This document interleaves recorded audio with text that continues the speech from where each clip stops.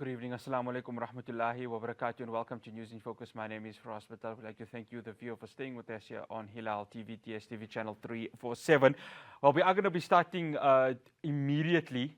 This is, of course, one of the developing stories we saw today with the Democratic Alliance opening a criminal complaint against Higher Education Minister Nobuhle Nkabane. And joining me on the line, as she has to now run into a parliamentary process meeting with the NCOP, Karabo Khakhau, who is the spokesperson, the national spokesperson of the Democratic Alliance. Karabo, thank you so much for joining us here on News in Focus on Hilaal TV.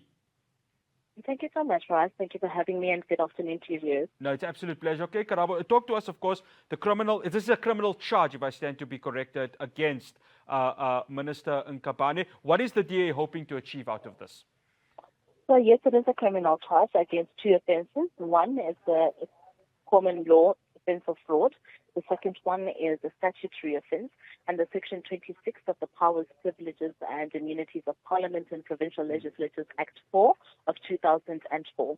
So these two offences are worthy of jail time. That's what we essentially want to see as far as the Minister of Higher Education is concerned. And this obviously concurrently runs with the ethics case that we've opened here in Parliament, and two, a public protector case that we have opened.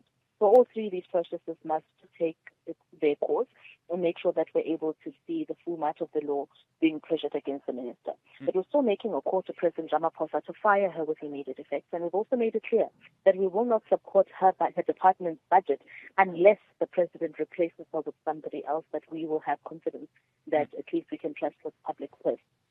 Karabo, you have mentioned, of course, that the DA will not vote for budgets for departments with three compromised ministers. Of course, you've mentioned one of them is Nobuhle Nkabane. The other one is, of course, water and sanitation with David Mahlobo being the deputy minister. And the other one, of course, is Tembi Semalane, which is the Minister of Human Settlements, if I stand to be corrected. Correct. Yeah. That is correct. Yeah. Does that still stand from the DA's perspective? That still stands, and we maintain. If the president wants us to support these budget votes, then she needs to replace the people who head up these departments. Even though water and sanitation is headed up by Temi Majudina, the fact that one of her deputy ministers has been implicated in the Zondo state capture of court is good enough reason for us to know that whatever delegation falls under his responsibility or jurisdiction cannot be trusted, because they too have to do with billions of rands of South Africa's taxpayers' money, which we do not trust David Mahlobo.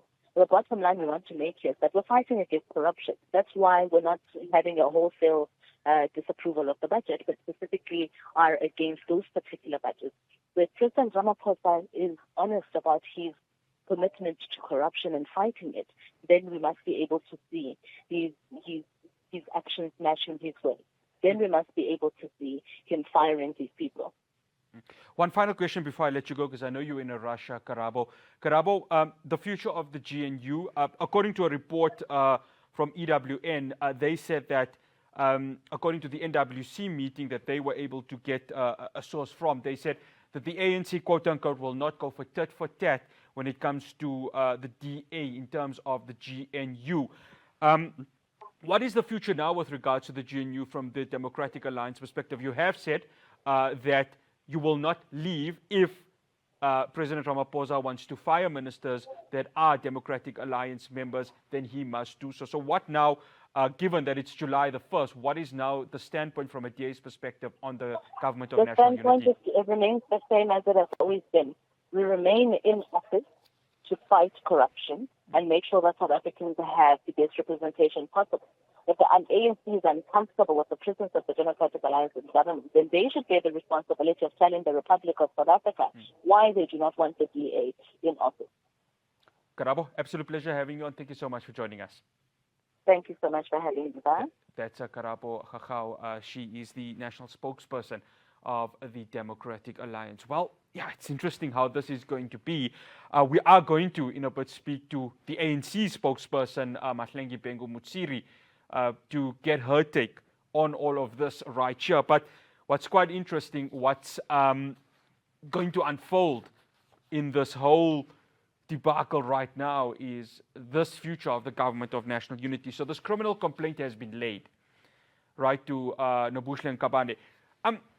ironically enough, SASCO, which is the biggest student organization within the ANC, because of course historically it has links to the ANC, has also called for Nkabane to step down.